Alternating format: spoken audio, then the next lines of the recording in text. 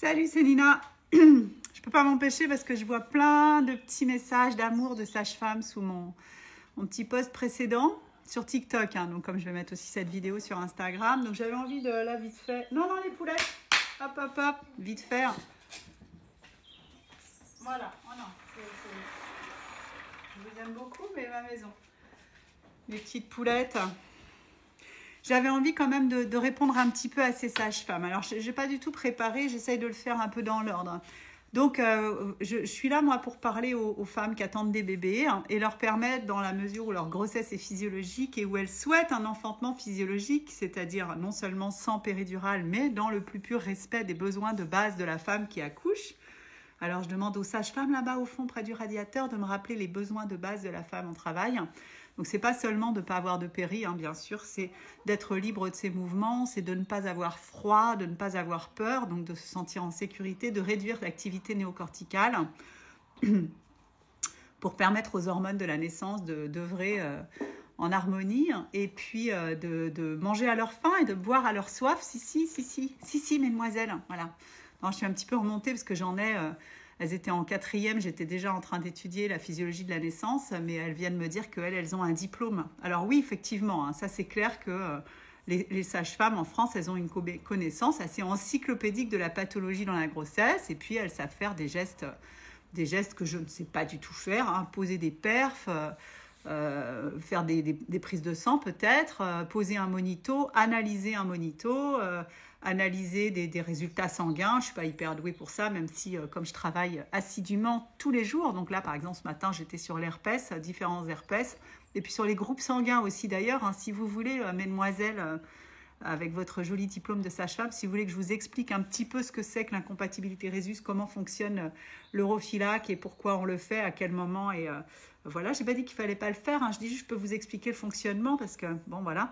Ou la jaunisse aussi, par exemple, quelles sont les situations qui augmentent le risque qu'une jaunisse physiologique, puisque les bébés font presque nécessairement une jaunisse, même si elle n'est pas forcément visible, puisque, mesdemoiselles les sages-femmes, c'est quoi la jaunisse? Ça vient de l'augmentation du taux de bilirubine dans le sang, la bilirubine étant le produit de la dégradation des globules rouges. Et pourquoi est-ce que cette bilirubine augmente dans le sang au moment de la naissance? Parce que les globules rouges fœtaux ne sont pas les mêmes que les globules rouges adultes, et donc le bébé remplace l'intégralité de ces globules rouges à la naissance, qui augmente le taux de bilirubine. Et pourquoi est-ce qu'il faut absolument respecter la physiologie et non pas tout de suite dégainer le lait en poudre et les UV? Parce que le bébé a besoin du colostrum. Pourquoi? Parce que qu'est-ce qu'il y a dans le colostrum? L'albumine. Oui, l'albumine est une protéine qui s'associe à la bilirubine et la neutralise. Quand l'albumine est associée à la bilirubine, ça ne traverse plus la barrière hémato-encéphalique et donc ça n'est plus un danger pour le cerveau.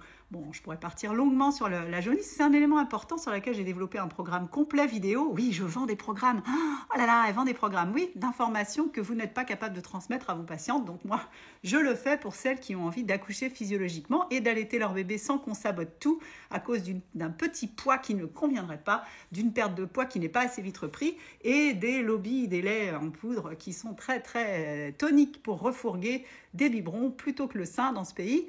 Voilà, donc moi je suis là pour les mamans qui veulent de la physio, tant pour leur grossesse, leur accouchement que leur allaitement. Il va sans dire qu'il y a des situations pathologiques qui nécessitent une prise en charge, mais enfin, elles ne sont pas si fréquentes et il y a par contre énormément de situations merdiques qui sont directement générées par des protocoles. Alors, il y en a une là qui vient de me parler de l'embolie amniotique. Alors, l'embolie amniotique, donc c'est le passage du liquide amniotique dans la circulation sanguine de la mère et qui se termine. Moi, j'avais 1 sur 2. Tu me dis 98%, ok. Moi, j'avais quand même 1 sur 2 le risque de mort. Ça va très, très vite, l'embolie amniotique. Alors, je ne vois pas pourquoi elle me sert l'embolie amniotique, parce que de toute façon, on ne peut pas la prévenir, l'embolie amniotique. Et quand ça arrive, grosso merdo, ça ne se termine pas bien. Donc, je ne vois pas ce que ça vient faire dans cette affaire.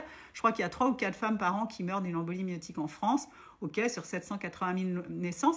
Et il y en a quand même une partie, c'est à la suite d'une césarienne. Si, je sais que ça ne vous plaît pas, mais c'est quand même le cas, sachant qu'il y a des césariennes qui sont la conséquence des déclenchements pour dépassement de terme. Bon, c'est un détail, on va pinailler là-dessus. Et puis, il y a aussi les VME qui augmentent le risque d'embolie amniotique, les amniosynthèses aussi qui augmentent le risque d'embolie amniotique, et grosso modo, tout ce qui n'est pas respect de la physio et qui est intrusif, invasif, on met les pattes dedans. Donc je rappelle aussi ce qu'il y a dans mon documentaire, faut pas pousser, que la médicalisation de la naissance, c'est pas pour sauver l'humanité. Hein. Ça, c'est Madame Morel qui le dit. Elle est historienne de la naissance. C'est une femme qui a un âge respectable et qui a consacré sa vie à étudier l'histoire de la naissance. Mais peut-être qu'on n'étudie pas ça. Hein. Je crois qu'à l'école de sage-femme, on n'étudie pas l'histoire de la naissance. On n'étudie pas le pourquoi du comment les hommes se sont emparés de la naissance et pourquoi est-ce qu'on a collé les femmes sur le dos. Ça, on ne l'étudie pas. Hein. Non. Non, mais les sages-femmes aiment bien que les femmes soient allongées sur le dos, les pieds dans les étriers, parce que moi, sinon, c'est pas pratique. Elles n'ont pas leur repère. Oui, alors donc, par exemple, pour les sièges, on préfère qu'elles soient allongées sur le dos et qu'elle ait une péridurale, parce que c'est plus pratique pour faire des manœuvres. Oui, mais l'idéal, c'est de laisser la femme tranquille quand elle a un bébé qui se présente par le siège, éventuellement de se mettre à quatre pattes. Donc là, il y a par exemple des femmes comme Ina May Gaskin qui a beaucoup travaillé là-dessus, puis Sean Walker, dont j'ai suivi la formation réservée aux professionnels à Paris, sur la naissance physiologique d'un siège inopiné et les différentes manœuvres, le bon timing, etc. Mais c'est vrai que vous avez un petit diplôme, mesdemoiselles, vous avez un diplôme et que moi, je suis qui? Je suis juste là pour vendre un film. Ben oui, un film qui est le fruit de 10 ans de travail de recherche, qui a été projeté dans une maternité en Suisse à l'initiative du chef de service et qui l'a rendu obligatoire pour tous ces professionnels. Hein. Les gynéco-obstétriciens et les sages-femmes ont été obligés de regarder mon film parce que ce chef de service de la maternité de l'hôpital Rivière-à-Chablais en Suisse trouvait que ce film était exceptionnel, hein, qu'il ouvrait vraiment des perspectives, qui permettaient de comprendre la physiologie et qu'il était grand temps que ces médecins le regardent pour faire avancer un peu leur pratique. Donc vous êtes mignonnes, les petites choupettes là, qui connaissaient rien à la physiologie. J'insiste, je persiste et signe, parce que les sages-femmes qui connaissent la physiologie s'intéressent à mon travail, m'envoient des messages d'amour, me remercient de leur avoir ouvert les chakras. J'ai aussi des médecins, des chirurgiens récemment, une chirurgien digestive qui m'a dit merci, c'est grâce à vous que j'ai compris ce que c'était que la naissance, la prise en charge en France, que j'ai pu vivre un bel accouchement, alors que ça fait 10 ans que je répare des périnées. Voilà. Donc, vous êtes mignonnes avec vos petits arguments de merde. J'ai pas fait d'études et moi, j'ai pas le diplôme. La petite auréole qui brille bien, là, on la stick tous les matins. Hein, on la stick bien, la petite auréole. Et on est les gardiennes de la physiologie. Non, c'est pas vrai. Les vraies sages-femmes compétentes qui connaissent la physio ont bien compris que 90% des sages-femmes ne connaissent rien à la physiologie. Alors, si ça vous défrise ce que je raconte, vous pouvez aller voir ailleurs et me lâcher la grappe, mais arrêtez avec vos petits commentaires débiles à me demander ce que c'est mon argumentaire, parce qu'il n'y a pas de problème.